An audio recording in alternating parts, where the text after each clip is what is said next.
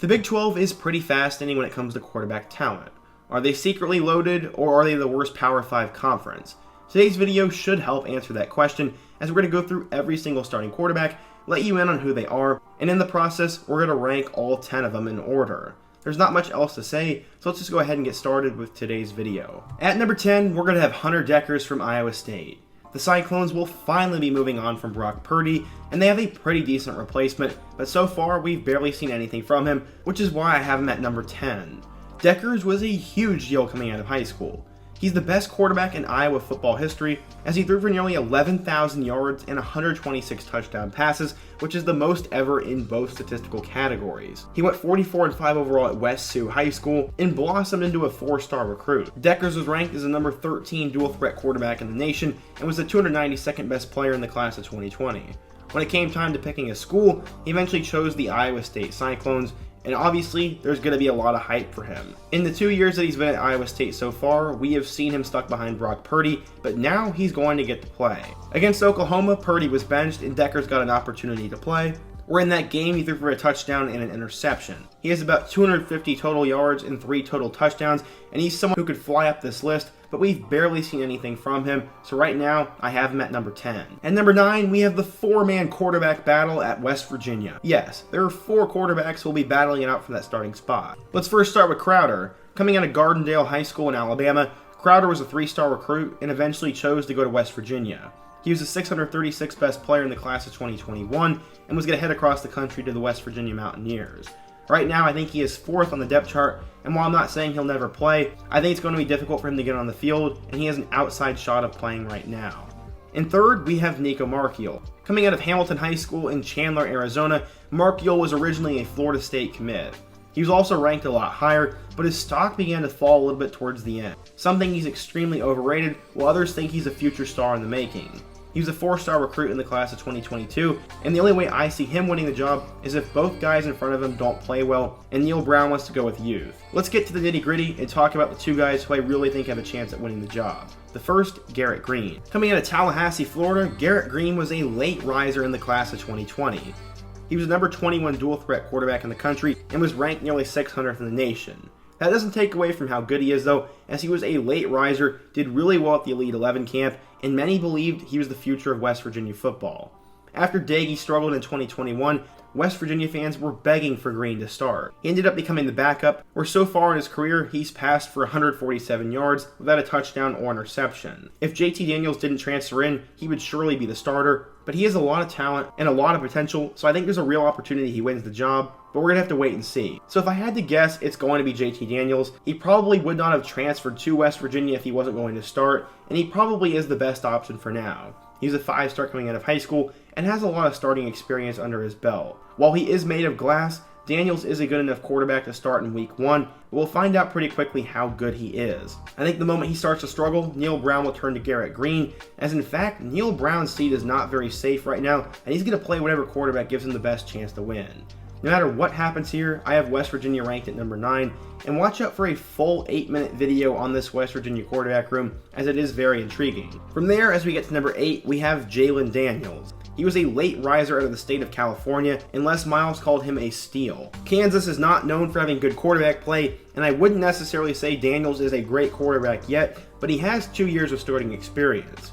Granted, in 2020 he was abysmal, but in 2021 towards the end of the year, he started to play better and led them on a couple wins. Because of that, he decided to break his red shirt and finished the year with nearly 1,000 yards passing, with 7 touchdowns and 3 more rushing touchdowns on the ground. The highlight of the season came in a win over Texas, and Daniels could be a good young star in Lance Leipold's system. Watch out for him. Moving over to Kansas State, there's really a 2-man battle between Adrian Martinez and Will Howard.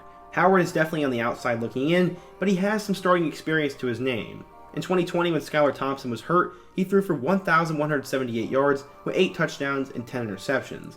Obviously, he wasn't great, but that was some good experience under his belt. Coming out of high school, Howard was your average 3-star recruit and was not pegged to be the future of the program. In 2021, he obviously backed up Skylar Thompson once again and had 1 touchdown. He's probably the backup for now, but if Adrian Martinez struggles, watch out for him. As of right now, I have Martinez as the starter, and he's ranked 7th in the conference after he spent 4 years starting at Nebraska. Obviously, he put up pretty decent numbers, had a lot of touchdowns and is a dual threat guy, but he never won a whole lot of games and everyone complained about him for 4 years, so we'll have to wait and see how he does. I'm also curious how he's going to fit in Chris Klieman's system, and will Adrian Martinez be able to save his career, or will he cement himself as a bust? That I don't know, and we'll just have to wait and see. Sonny Dykes has an interesting problem at his hands, as he has 2 quarterbacks worthy of starting at TCU this year. The first one is Chandler Morris. He's a former 4-star recruit coming out of high school, and he is the son of the legendary Arkansas coach Chad Morris. He originally enrolled at Oklahoma, but Lincoln Riley kind of held him hostage until he finally allowed him to transfer without having to sit out a year. Morris would get an opportunity to play last year, and did impress. In a win over number 12 Baylor, Morris threw for 461 yards and 2 touchdowns, and also ran for 70 yards and a score on the ground. He proved what his ceiling was, and Dykes has a system that loves to sling the rock, and if he starts, I think Morris could be spectacular. But he'll have to hold off the incumbent starter, Max Duggan. It seems like Duggan's been hyped up for 100 years now and has never lived up to the hype, but back in the day, he was a 4-star recruit coming out of Council Bluffs, Iowa. He began to start in 2019, and in last year, he threw for 2,000 yards and 16 touchdowns. Duggan has more experience than Morris, and for now, I'm going to go with Duggan, but Dykes loves to throw the ball, and if Morris proves to be the better option, then he will play him. There's not a lot of expectations on TCU right now, so they do have some wiggle room, and I'm definitely curious to see what's going to happen, but either way, the TCU quarterbacks are ranked 6th. Head coach Joey McGuire claims there's a quarterback battle going on in Lubbock, but I think Tyler Shough is going to pretty easily win that job. Shough is from Chandler, Arizona, and originally committed to North Carolina before flipping to Oregon. He'd wait his time behind Justin Herbert before he would start in 2020. While he put up solid numbers, he struggled to take care of the ball and was inconsistent, so he decided to transfer. He went down to Texas Tech, where he started from game 1 last year. Shough played pretty well, as his best game of the year came against Florida International, where he threw for 400 yards and 4 touchdowns. He was leading the Big 12 in passing yards before he suffered a season-ending injury. Coming back in 2022 though, I think Shough is one of the best kept secrets in the game, and he has a great arm that'll fit Kitley's offense, and he could maybe throw for over 3,000 yards. We're just going to have to wait and see, but right now I have him ranked number 5. Originally when I made this list, I had Gary Bohannon ranked as the 4th best quarterback in the Big 12, but then I found out some pretty shocking news. He was told he was not going to be the starter, and he transferred to South Florida. Who's going to be the starter? It's going to be Blake Shapen. Baylor is looking to take the next step and continue their success, and Blake Shapen gives them the best chance to do that. Coming out of Shreveport, Louisiana, he was only a 3-star recruit and was only the 30th best pro-style quarterback in the class of 2020. Shapen did not play in 2020, but would get an opportunity to play in 2021. He spent 4 games as a backup, but he really showed out in the Big 12 championship game. Against number 5 Oklahoma State, he threw for 180 yards and 3 touchdowns, completed 82% of his passes, and looked like he felt very comfortable in the offense. He has a great arm, is someone with a lot of confidence, and I think he's going to build upon that in 2022 and have a monster year. The fact that Aranda named him the starter this early over Bohannon, I think shows how good Shapen is, and while he has potential to move down on this list, I also think he has potential to move up. In 3rd place, we're going to have Texas, and that'll come down to Quinn Ewers and Hudson Card. While Card was a huge name coming out of the Texas high school football system, he struggled mightily in the couple of games he started last year and got beat out by Casey Thompson. Steve Sarkisian has said there's not a quarterback battle, but we all know Ewers will be the guy in week 1. Ewers has unlimited potential, but he has yet to play a single down for the Burnt Orange, and right now it's all just hype. I do think Ewers is going to have a spectacular year, but the expectations shouldn't be too high on him, but I do think he will deliver and be the 3rd best quarterback in the Big 12, and could honestly be the best if everything goes correct. At number 2, we have Spencer Sanders, who I'm honestly not that high on, but he has great production and has won a lot of games, so it's hard to keep him out of the top 2. Coming out of Denton, Texas, Spencer Sanders was a 4-star recruit and pretty hyped up when he got to Oklahoma State. In 2019, he finished with 2,000 yards and 16 touchdowns, and in 2020, he finished with 2,000 yards and 14 touchdowns. He was expected to be solid in 2021, and he was pretty good.